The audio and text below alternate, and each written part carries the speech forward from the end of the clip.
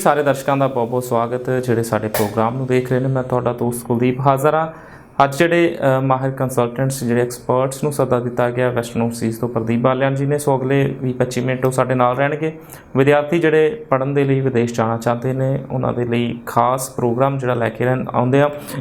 ਕੋਈ ਵੀ ਸਵਾਲ ਕੋਈ ਵੀ ਚੀਜ਼ ਤੁਹਾਡੇ ਜ਼ਿਹਨ 'ਚ ਰਹਿੰਦੀ ਹੈ, ਨਾਲ ਨੰਬਰ ਦਿਖਾਇਆ ਜਾਏਗਾ, ਉਸ ਨੰਬਰ ਦੇ ਉੱਤੇ ਕਾਲ ਕਰਕੇ ਗੱਲਬਾਤ ਕਰ ਸਕਦੇ ਹੋ, ਜਾਣਕਾਰੀ ਲੈ ਸਕਦੇ ਹੋ। ਸੋ ਪ੍ਰਦੀਪ ਜੀ ਬਹੁਤ ਬਹੁਤ ਸਵਾਗਤ ਹੈ ਜੀ ਪ੍ਰੋਗਰਾਮ। ਥੈਂਕ ਯੂ, ਸਤਿ ਸ਼੍ਰੀ ਅਕਾਲ ਜੀ। ਸੋ ਸਭ ਤੋਂ ਪਹਿਲਾਂ ਜਿਹੜੀ ਜ਼ਰੂਰੀ ਚੀਜ਼ ਵੀ ਹੈ, 12ਵੀਂ ਦਾ ਰਿਜ਼ਲਟ ਜਿਹੜਾ ਪੰਜਾਬ ਸਕੂਲ ਐਜੂਕੇਸ਼ਨ ਬੋਰਡ ਦਾ ਆਇਆ, ਹਰਿਆਣੇ ਦਾ ਵੀ ਤਿਆਰ, CBSE ਬੱਚਿਆਂ ਦਾ ਵੀ, ਜਾਂ ਜਿਨ੍ਹਾਂ ਦਾ ਵੀ 12ਵੀਂ ਦਾ ਰਿਜ਼ਲਟ ਆਉਣਾ ਬੱਚਿਆਂ ਦਾ ਨਾ, ਕੀ गाइडलाइंस ने उन्होंने लिए जेकर वो टारगेट करते हैं कि विदेश पढ़ने के लिए जाना चाहते हैं, कंट्री कोई भी हो? देखिए, अभी तक जो पंजाब स्कूल एजुकेशन बोर्ड का रिजल्ट आ चुका है, CBSE का भी आना है, ICSE का आना है, इवन के हरियाणा में भी हरियाणा बोर्ड का आना है। तो मेरी एक ही रिक्वेस्ट है उन स्टूडेंट्स को कि जो अच्छे नंबरों से पास आउट हो चुके हैं वो टाइम वेस्ट ना करें, जल्दी से जल्दी अपना IELTS ज्वाइन करें और अपनी काउंसलिंग ले कि भाई आपने किस कंट्री में जाना है, तो उसके लिए IELTS बैंड कितनी रिक्वायरमेंट है। सेकेंडली, मैं उन स्टूडेंट्स को खासकर बोलना चाहूँगा, खासकर स्टूडेंट्स के पेरेंट्स को, कि जो बच्चे सिर्फ एंड सिर्फ एक पासिंग मार्क्स के साथ पास हुए हैं, बिलो 50% जिसको बोलते हैं, लाइक मेजर सब्जेक्ट्स में बिलो 50 मार्क्स हैं, तो वो अगर कनाडा, ऑस्ट्रेलिया या फिर किसी और अच्छे कंट्रीज़ में जाने की सोच रहे हैं तो उनका वीज़ा के चांसेस बहुत कम होंगे। अपना टाइम वेस्ट ना करें, वो स्टूडेंट्स इम्प्रूवमेंट ज़रूर करें। मेरी अगेन रिक्वेस्ट है कि जो बच्चे पासिंग नंबर से पास हो रहे हैं, जो कि आप बिलो 50 या 50 के आसपास हैं, तो मैं उन सभी स्टूडेंट्स को यही रिक्वेस्ट करूँगा कि वो अगर कनाडा, ऑस्ट्रेलिया, US ऐसे कंट्रीज़ में जाने की सोच रहे हैं तो प्लीज़ अपनी इम्प्रूवमेंट के पेपर ज़रूर भरें और अच्छा ट्यूशन्स लगा के नेक्स्ट ईयर अच्छे नंबरों से पास हों। क्योंकि हमने जो कंटिन्यूसली फेयर किए हैं, इसके अलावा जो V1 के स्टूडेंट्स ऑफिस में भी पहुंचते हैं, ऐसे स्टूडेंट्स अपना गैप लेके पहुंचते हैं, स्कोर उनका अच्छा आ जाता है IELTS में, लेकिन पता लगता है कि वो वीज़ा रिजेक्ट होके आए हैं, और या फिर क्या नाम है, इवन के उनका एडमिशन भी नहीं हुआ है। तो जब पूछता हूँ तो उसके जब मैं पासिंग मार्क्स उसके बाद देखता हूँ, जब मार्कशीट देखता हूँ तो पता लगता है oh my God 2015 pass out है ये बच्चा, 16 पास आउट है या 17 पास आउट है, लेकिन कनाडा की या ऑस्ट्रेलिया की का चाहवान है, वहाँ जाना चाहता है, लेकिन उसके मार्क्स अच्छे नहीं हैं। तो पूछा जाता है कि भैया आपने इम्प्रूवमेंट क्यों नहीं किया? तो दे साइड वो बताते हैं कि सर किसी ने मुझे गाइड ही नहीं किया। मेरा एजेंट बोलता है कि जी आपका तो आप कर सकते हो, आपका तो वीज़ा आ जाएगा, आप अप्लाई कर दो। तो ऐसे झूठे कंसल्टेंट्स के प्लीज़ आप इशारों में मत आइए, बहकाई में मत आइए। जैसे मैंने एक ये इन फेयर की बता देता हूँ। फेयर में एक स्टूडेंट आता है मेरे पास, इवन परसेंटेज अच्छी थी उसकी, लेकिन मैथ में 33 नंबर और एक फिजिक्स में उसके 48 नंबर और IELTS में 6 चीज़। तो वो बच्चा जाना चाहता था ऑस्ट्रेलिया, लेकिन उसके कंसल्टेंट ने उसको मोल्ड किया कि ऑस्ट्रेलिया में तो नहीं होगा, तो एक काम कर, आज की डेट में कनाडा वीज़ा दे रहा, तू कनाडा कर ले। कनाडा में 2 टाइम या 3 टाइम वो बच्चा रिफ्यूज़ हो चुका है। तो मैंने पूछा भाई तूने ऐसा क्यों किया? तू जेन्युइन स्टूडेंट्स है, 6 चीज़ तू जो ले चुका है, तो मतलब you are genuine one, you can do anything. मतलब आप वे अच्छे नंबर ले सकते थे, हो सकता है कोई सिचुएशन गलत रही हो जिस कारण तेरे 33 नंबर आए हैं। तो बोलता है कि भैया हाँ ऐसा ही है कि मैं कोई सिचुएशन, हर बच्चे के साथ अलग अलग कहानी होती है। बच्चा बीमार हो गया, घर में कोई प्रॉब्लम होगी या कोई और इश्यूज हो गए तो बच्चा परफॉर्म नहीं कर पाता, और इवन बच्चा कैपेबल होता है तो वो बच्चा स्कोर नहीं ले पाता, लेकिन वो एजेंट्स के झांसे में आकर अपना करियर बर्बाद कर लेते हैं। तो मेरी अगेन रिक्वेस्ट है, और आज मैं मोस्टली इसी टॉपिक्स पर बोलने वाला हूँ क्योंकि ये ज़रूरी है आपके लिए। कहीं ऐसा ना हो कि आपने 35 नंबर से आप पास आउट हो गए किसी सब्जेक्ट्स में और आप कनाडा की फाइल लगा रहे हो। चांसेस हैं वीज़ा आने के, बट बहुत कम चांस होते हैं, रिजेक्शन के चांसेस हाई होते हैं।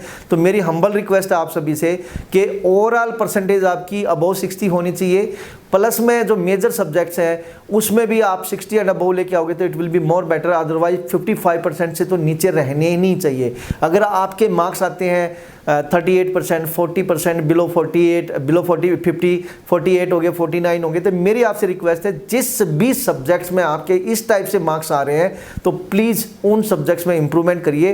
भले ही 1 साल वेट करना पड़े, लेकिन टारगेट रखिए कि तुझे आपको कनाडा जाना है या ऑस्ट्रेलिया जाना है या यूरोप जाना है या कहीं भी किसी भी कंट्री में जाना है और वहाँ रिक्वायरमेंट हाई हो, तो प्लीज़ अपने इंटरव्यूज़, अपने क्या नाम है, अपने ट्यूशन्स की तैयारी करिए। अच्छा ट्यूशन्स देखिए, टीचर अच्छा ढूंढिए अपने शहर में और उसके पास ट्यूशन्स लगवाइए, 1 साल एफर्ट्स करिए, नेक्स्ट ईयर फिर आइए और आपका जहां भी जाना चाहते हो उस कंट्री का वीज़ा लगेगा। और मैं अगेन बोलना चाहूँगा कि आप जब कंसल्टेंट से बात करोगे तो वो बोलेगा नहीं जी 1 साल का गैप आ जाएगा और 1 साल बाद हो सकता है कि भाई आपका वीज़ा ना लगे। मैं अगेन बोलना चाह रहा हूँ, एम्बेसी ऐसी स्टूडेंट्स को पॉजिटिव लेती है जो बच्चे अपने आप को इम्प्रूव करते हैं। उनकी परसेंटेज बिलो थी, नेक्स्ट ईयर उन्होंने हाई परसेंटेज की। एम्बेसी ऐसे स्टूडेंट्स को जेन्युइन मानती है और स्टूडेंट्स को वीज़ा ਜ਼ਰੂਰ देती है ਜੀ। ਜਿਹੜੇ ਬੱਚੇ ਦਾ ਇੱਕ ਮੇਨ ਸਬਜੈਕਟ ਦੇ ਵਿੱਚੋਂ ਪਰਸੈਂਟੇਜ ਘੱਟ ਆ ਜਾਂਦੀ, ਕਿਤੇ ਨਾ ਕਿਤੇ ਉਹ ਬੱਚੇ ਅਪਲਾਈ ਕਰ ਸਕਦਾ ਜੇਕਰ ਜਿਹੜਾ ਕੋਰਸ ਦਿੱਤਾ ਜਾ ਰਿਹਾ ਉੱਥੇ ਸਬਜੈਕਟ ਦੀ ਜਿਹੜੀ ਲੋੜ ਨਾ ਪਵੇ। ਪਰ ਜਦੋਂ 2 ਸਬਜੈਕਟ ਦੇ ਵਿੱਚੋਂ ਪਰਸੈਂਟੇਜ ਘੱਟ ਜਾਂਦੀ ਜਾਂ ਇੱਕ ਵਿੱਚੋਂ ਚੰਗੀ ਆਉਂਦੀ ਸਿਰਫ, ਤਾਂ ਕੀ ਉਹ ਬੱਚਾ ਉਸ ਸਬਜੈਕਟ ਦੇ ਬਿਹਾਫ ਤੇ ਵੀ ਅੱਗੇ कोई कोर्स ले सकता? कुलदीप जी देखो, अगेन मैं बोलना चाहूँगा, मैं ऐसे स्टूडेंट्स को ये चीज़ गाइड करना चाहूँगा, जैसे आपने पहले एक सब्जेक्ट की बोली। देखो एक बच्चा हम उठाते हैं फिजिक्स केमिस्ट्री मैथ वाला, नॉन मेडिकल वाला। इसमें 4 मेजर सब्जेक्ट है, इंग्लिश, फिजिक्स, केमिस्ट्री, मैथ। ठीक है, आपके इंग्लिश में अच्छे हैं, फिजिक्स में अच्छे हैं, केमिस्ट्री में अच्छे हैं, मैथ में आपके नंबर कम रह गए। तो ऐसे हज़ारों बच्चों को हमने वीज़ा लगवाया है। लेकिन मैं फर्स्ट स्टेप पे उन स्टूडेंट्स को यही गाइड करता हूँ कि आप अप्लाई जरूर करो, लेकिन साथ साथ में इम्प्रूवमेंट के पेपर भी भरो। बाई चांस आपका वीज़ा ना आया तो आप इम्प्रूवमेंट करके दोबारा अपना वीज़ा ले सकते हो, टाइम आपका ख़राब नहीं होगा। तो ये मेरी अगेन हम्बल रिक्वेस्ट है, आपकी ओवरऑल परसेंटेज अच्छी है, किसी एक सब्जेक्ट में कम है, आप आइए वेस्टर्न ओवरसीज़ के पास, आपको वेस्टर्न ओवरसीज़ आइल्स भी कराएगा और चांसेस होंगे वीज़ा भी आएगा। लेकिन साथ साथ में मेरी एक कंडीशन और भी है, मैं बोलना चाहूँगा कि इम्प्रूवमेंट के पेपर जरूर भरिए, क्योंकि उससे क्या हुआ कि आपके दोनों हाथों में लड्डू हैं। मतलब अगर वीज़ा आ गया तो वेल एंड गुड, आप फ्लाई कर सकते हैं, वीज़ा नहीं आता तो आपने इम्प्रूवमेंट का पेपर भर रखा है, आप इम्प्रूवमेंट करके दोबारा नेक्स्ट ईयर जा सकते हैं। तो प्लीज़ ये मेरी आपसे अगेन रिक्वेस्ट है। सेकेंडली आपने बोला कि 2 सब्जेक्ट में कम है, तो ऐसे स्टूडेंट्स को मैं यही बोलूँगा कि रिस्क ना लें। मतलब परसेंट अब देखा जाएगा कम कितने हैं, मान लो एक में 38 है, एक में 45 या 48 है, वो भी स्टूडेंट रिस्क ले सकते हैं, इंप्रूवमेंट भी भरें, साथ साथ में अप्लाई भी करें।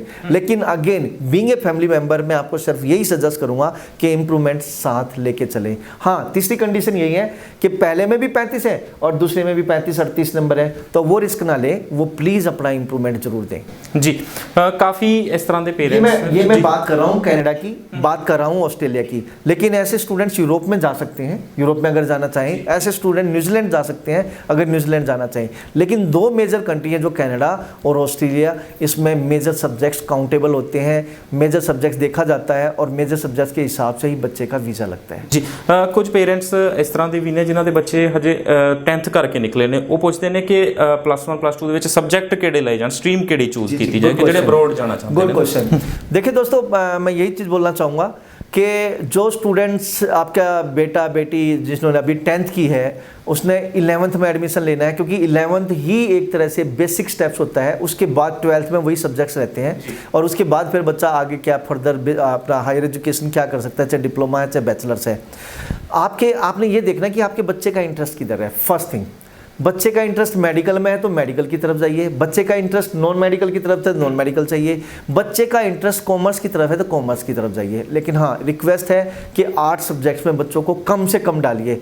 आर्ट्स में भी डालना है तो वहाँ भी मेजर सब्जेक्ट्स हैं, उसमें वो दिलाएं। ऐसा ना हो कि आपने सिर्फ उसको फिजिकल एजुकेशन दिला दिया, म्यूजिक दिला दिया, फाइन आर्ट दिला दिया, वो पास तो हो जाएंगे 12th में, लेकिन उन बच्चों के लिए आगे स्कोप नहीं है।